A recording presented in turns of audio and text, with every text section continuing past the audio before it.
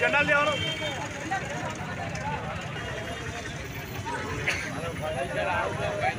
అరే నాయన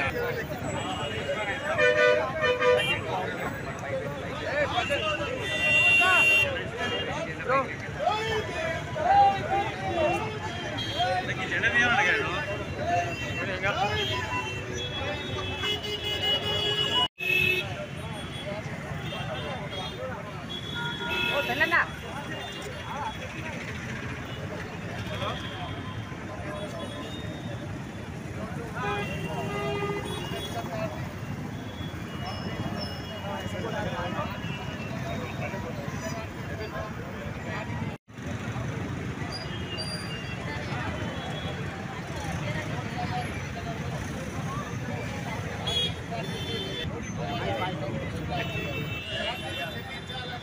నోటీసులు పంపించిన చరిత్ర కాంగ్రెస్ పార్టీ. ప్రతిసారి వాజ్పేయి గారు 1990లో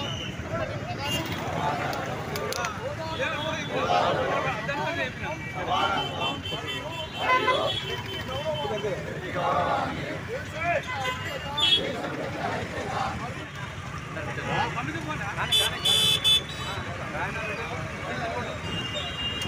ప్రధాని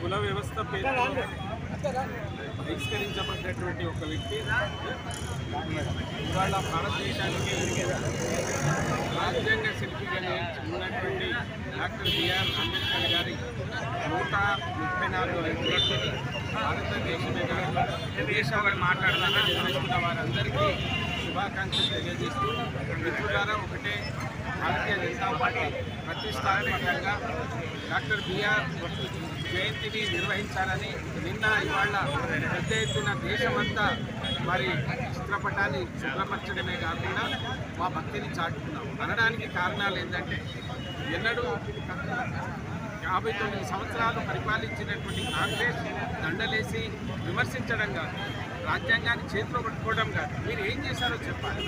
అంబేద్కర్ని 59 సంవత్సరాల్లో మీరు ఏ విధంగా అవమానించారో అది మేము చెప్తాం. మీరు వారిని ఏ విధంగా సత్కరించారో చెప్పండి.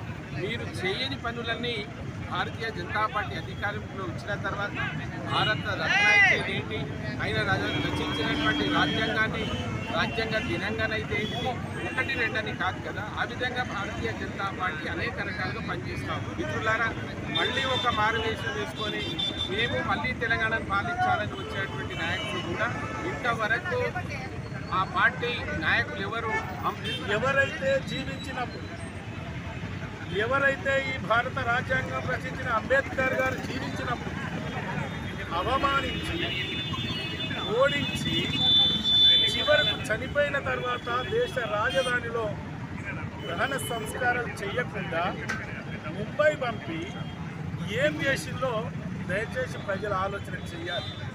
మరి ఈరోజు అదే రాజ్యాంగాన్ని సంఖ్యలో పెట్టుకొని కాంగ్రెస్ పార్టీ మోసపూరితమైన మాటలతో గత పార్లమెంటు ఎన్నికల్లో భారతీయ జనతా పార్టీ రాజ్యాంగాన్ని రద్దు చేస్తుందని గద్దోలు పెట్టి తిరిగారే. ఏం మీకు హక్కుంది? రాజ్యాంగం మీద ఏ హక్కుంది? రిజర్వేషన్ మీద మీకు మాట్లాడే హక్కు ఉందా? అంబేద్కర్ అవమానించిన మీరు ఈరోజు భారతీయ జనతా పార్టీ పైన నిందలేయడానికి ప్రయత్నం చేస్తున్నారు. ఇందాక మా జిల్లా అధ్యక్షుల వారు చెప్పారు, భారతీయ జనతా పార్టీ అంబేద్కర్ పేర అనేక సంక్షేమ కార్యక్రమాలతో పాటు మరి వారు జన్మించిన, మరణించిన, చదివిన ప్రాంతాలను ఏ విధంగా అభివృద్ధి చేస్తుంది, ఏ నామకరణాలు చేస్తున్నదో ఈ సందర్భంగా మీకు గుర్తు చేస్తున్నా.